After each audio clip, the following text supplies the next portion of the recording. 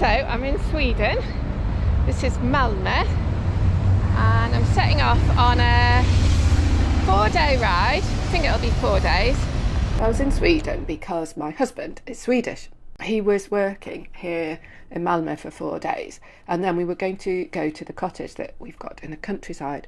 So I thought, why don't I cycle there?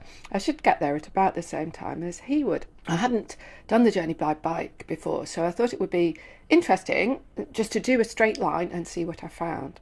It would be a mix of gravel tracks and small lanes, wild camping all the way, about 280 kilometres in total, through 2 big and really different regions, Skåne and Småland.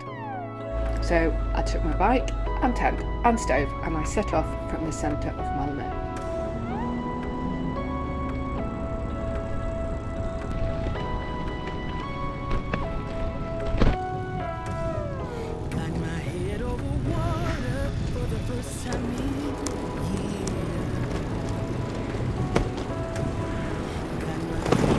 After a few kilometres of city streets and edge of town industrial estates, I emerged into the Skåne countryside. Oh God, it's always a bit of a thing getting out of town, isn't it? But I'm out now, and it's just beautiful.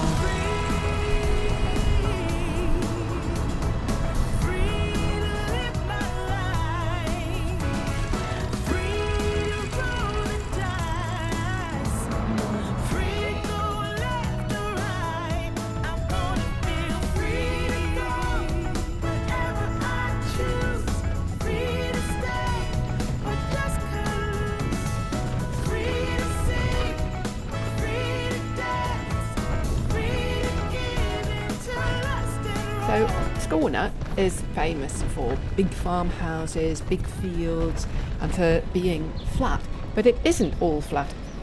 It's not a big climb, but this is a climb. Parts of Skåne are pan-flat, but parts of it, this bit for example, aren't. I was climbing over the end of the Rommeleåsen ridge. So here is my planned route actually. So the cottage is here, and I'm going to ride through Skåne and into Småland. And the thing is, this whole area, Skåne and the neighbouring provinces, actually used to be Danish until really quite recently, like the late 1600s. And you can see it. There are little white village churches dating back to the 1100s everywhere in Skåne, because this was the Kingdom of Denmark then, and in the 1100s the Danes built village churches all over their kingdom. And another special thing you get here is big old manor houses. Here I stopped to watch the storks actually, but then I wondered what this place was, and it was open, so I went in to have a look, and it turned out this was an old manor in the Danish time. And then when this became Sweden in the 1600s, the king made it into a centre for breeding war horses, and it apparently still is a massive equestrian centre. Hello. Hello, Rita. Oh, she's gentle, isn't it?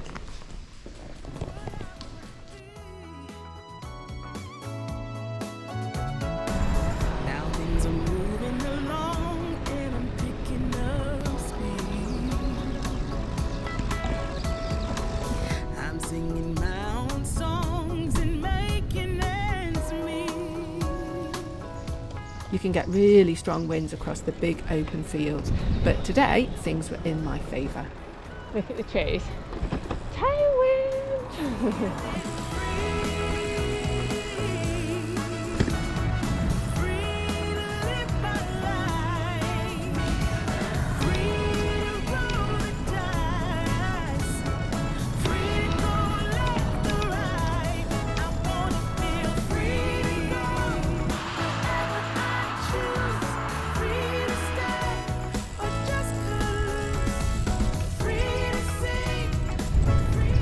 Clouded over actually, and it looked like it would rain. It doesn't matter if it rains, does it? Doesn't matter. much more wooded up ahead. So tonight I'm planning to camp wild, take some tracks through the forest and then camp wild. There are a couple of lakes in there. That would be really nice.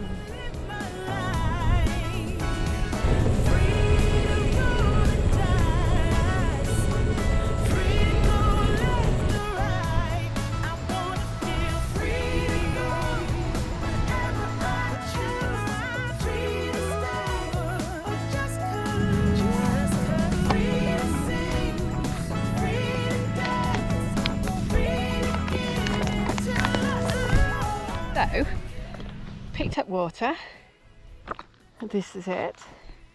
So I'm all set now for camping, but it's coffee time. I thought I'd go here. There's a ship burial, 9-edged standing stones in the shape of a boat. It's down a track. Hornminne, that means ancient monument, down here. So ship burials are a Scandinavian thing. I had never seen one before and I was really keen to see what they're like. I didn't imagine it like this at all. That's what they're for. I'd actually imagined them to be by water, but I suppose that's kind of silly. They date from around the same time as the Anglo-Saxons in England, so kind of from 500 AD up to 1000 AD, through the time of the Vikings. And they're associated with the journey to the afterlife. Actually, it turned out that the lake near here used to be a lot bigger, so maybe they were by the water when they were made. I'm really hungry, so I'm having these. So on this trip, I knew it might be quite awkward to get food, so I had brought with me exactly enough food to last the 4 days. So it's about 4 o'clock on 4. Now I'm going to head back up to the main road, cut through the wood and then cross another road and then hopefully find somewhere to camp. I got distracted, however, because I saw some wild raspberries. Raspberries? Yeah, I can make a pancake or something with them. Brilliant. It's quite hard to stop actually once you start. Right. Oof. Let's go. Oh God, there's loads more. Missed them. Perfect. Good timing as well.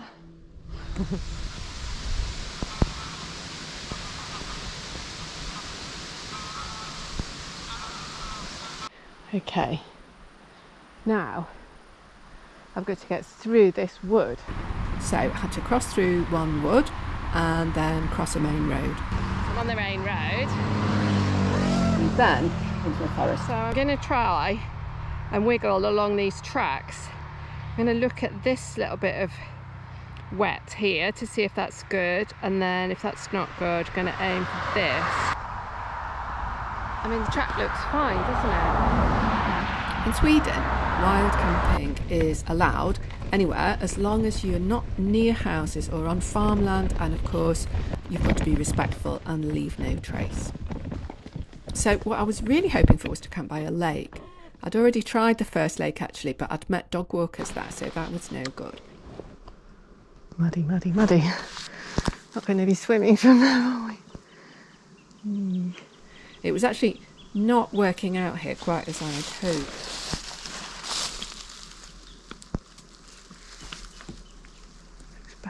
Isn't it?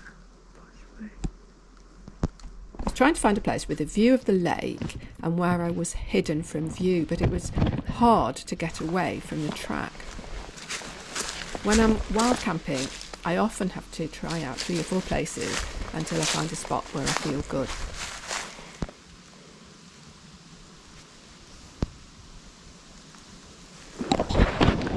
It's the thing, isn't it? You either go in the open space, have the view, but worry that people come, or tuck yourself away. Don't know what to do. This little spot was really open, but it was the best place with a lake view, so I decided to go for it. Okay, let's do it. Here. I think it would be gorgeous.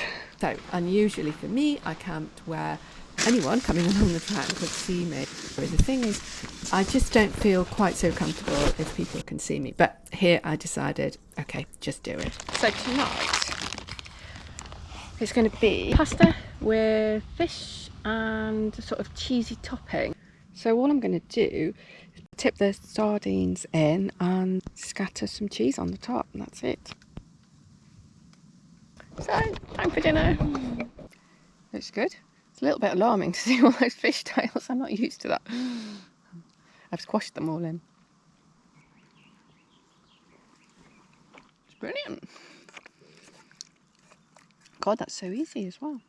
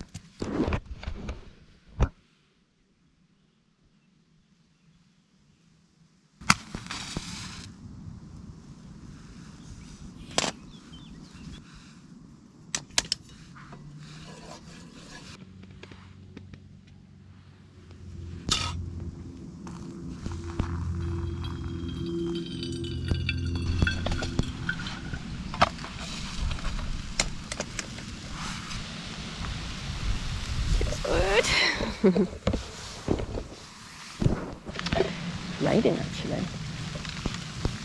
Just started.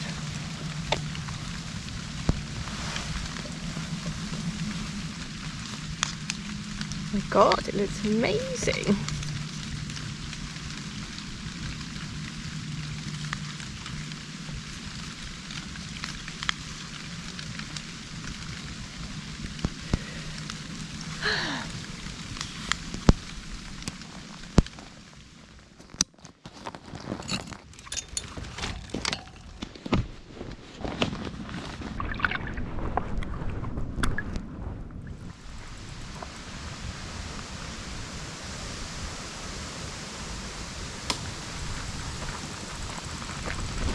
So now I was in the Linderödsåsen Ridge area, which rises to about 200 metres above sea level. And on the slopes there are beech and oak forests.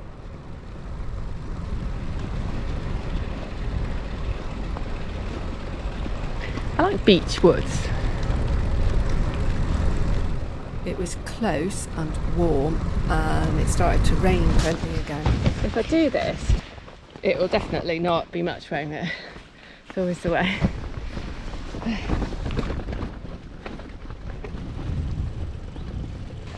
That worked. It stopped. Oof. The forecast was actually for it to be a really hot day today, like 30 degrees.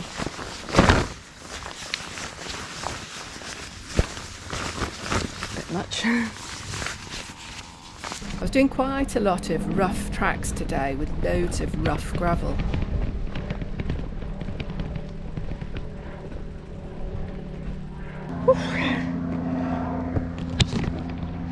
Jag vet inte vart jag vill. Jag måste kolla på kartan. Så stannar det liksom 4-5 personer i veckan i den här korsningen. Ja. Och alla ska egentligen ditåt. Det går någon cykelled tror jag. Jaha, så är det. Försöker få det lite jämnare så det blir det såna kanter. Ja. Och om man kommer med hästtransporten så blir det sånt. Ja, det är ja. Tack för hjälpen. Ja.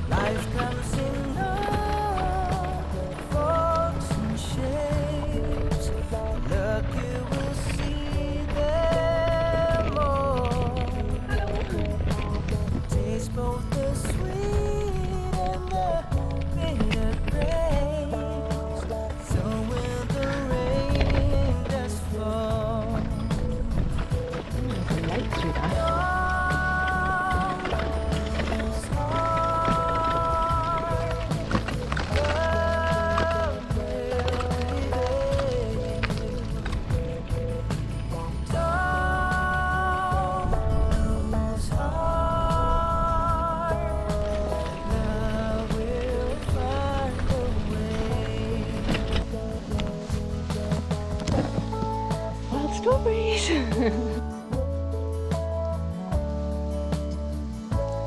That's what they look like. Teeny tiny.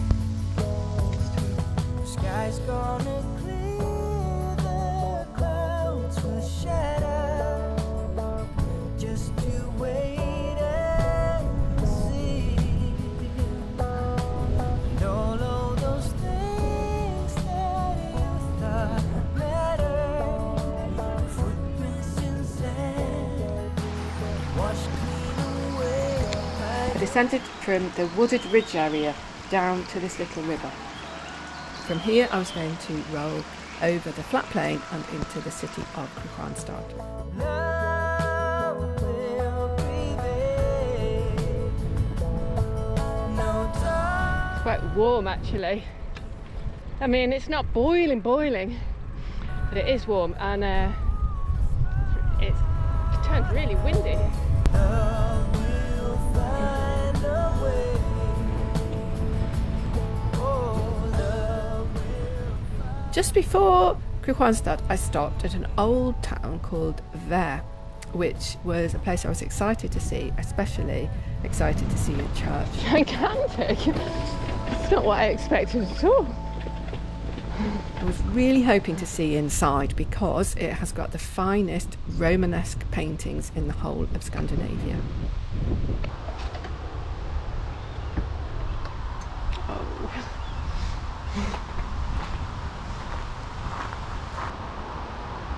I went round and tried another door.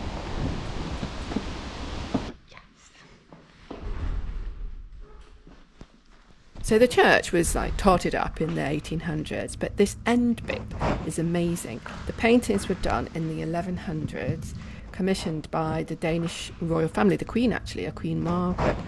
Her family was connected to Kiev and to the Byzantine Empire, which people say is where you get the strong influence of Byzantine art. I thought it was fantastic.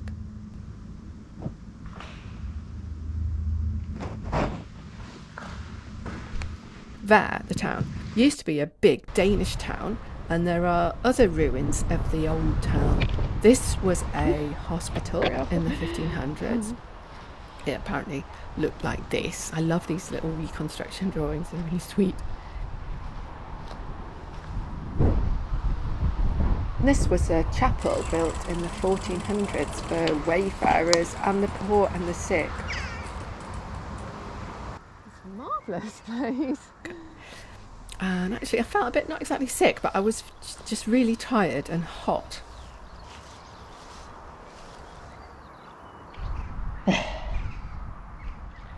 It is quite hot. I think I'm just a bit tired and a bit hungry. So I'm going to have coffee and loads of these, loads of butter, and just sit and be quiet.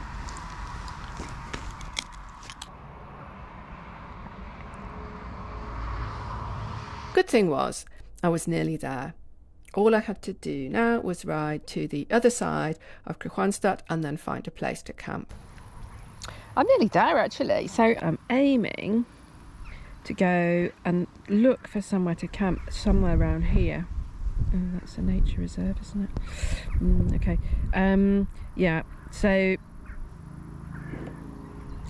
yeah, that's my idea. So I need to kind of cut through Kristianstad and yeah. Basically, I had no idea where I was going to camp, but never mind, I felt much better now.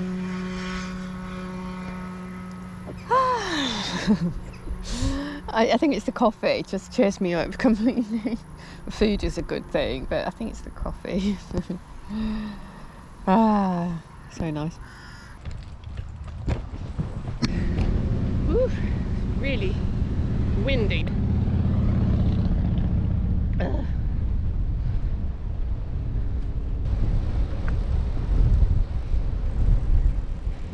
I'm on the edge of Kristianstad now actually. It's quite a big town. So I think it's going to be a bit of a muddle getting through it probably. Anyway. It was kind of a muddle. I crossed this river into town and then got confused.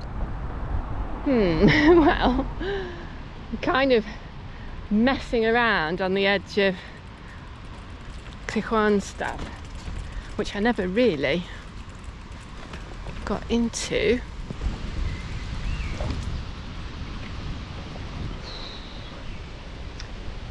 And it's kind of 6 o'clock and I need to get water and there's just nothing really.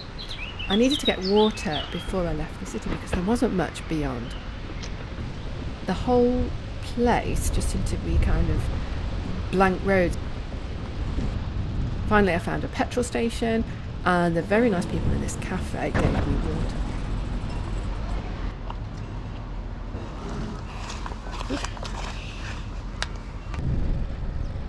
This doesn't look very hopeful, does it? I'm heading north out of town and I'm hoping to find somewhere quite soon actually. I was hoping to camp with a view of the lake that I'd seen on the map. See the lake? But the hill above it was a nature reserve, so that was no good. It was mainly huge arable fields. I turned up a track hoping to get into woodland and find a place with a view down to the lake.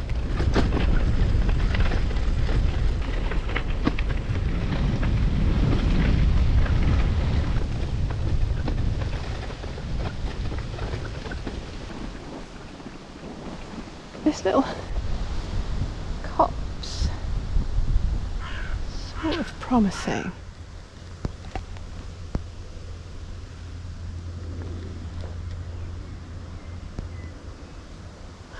Come on, have a look.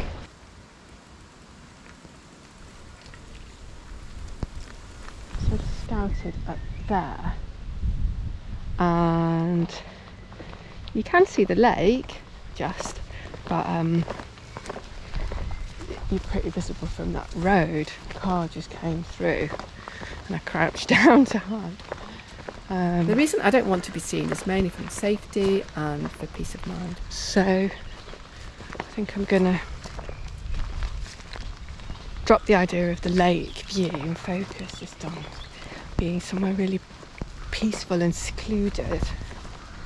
It's just so restful if no one can see you. So that's what I'm going to aim for. Find a nice spot.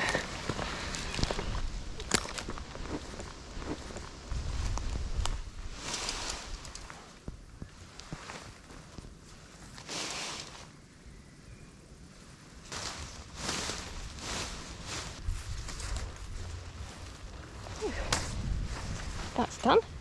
Great. Just jam everything in and it's time to cook dinner. So, dinner today is going to be a kind of bubble and squeak-ish. I haven't actually got very much to put in it. But anyway, it's going to be potato and I've got nuts. Yeah, potato, onion, garlic, nuts. That's okay. That's what it's going to be.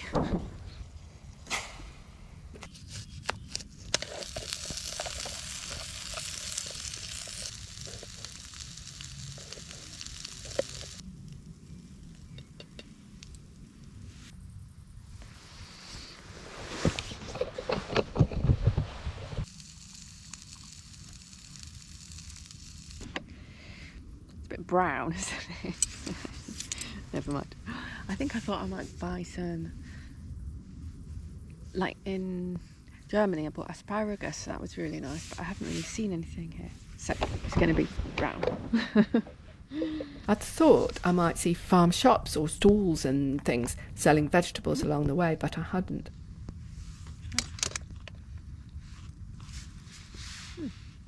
Loads of garlic.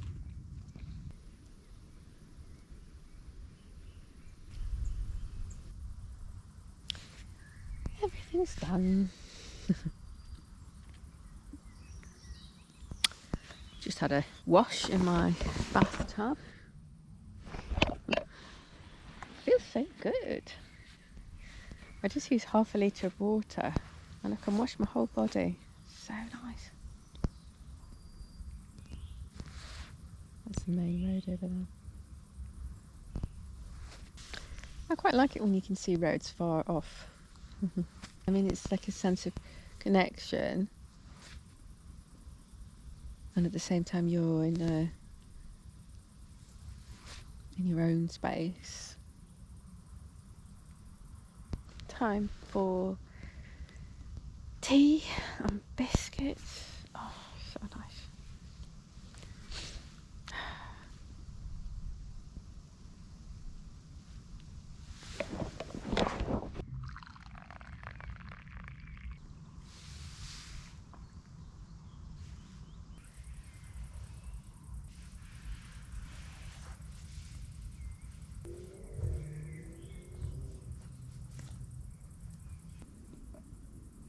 So I had crossed most of Skåne. Next, I'd go through the wild old no man's land between old Denmark and Sweden, a hiding place of guerrilla fighters in the 17th century, and it turned out to be one of the hardest things I've ever done on a bike. I've lost my sense of humour now. That's no use, is it? Where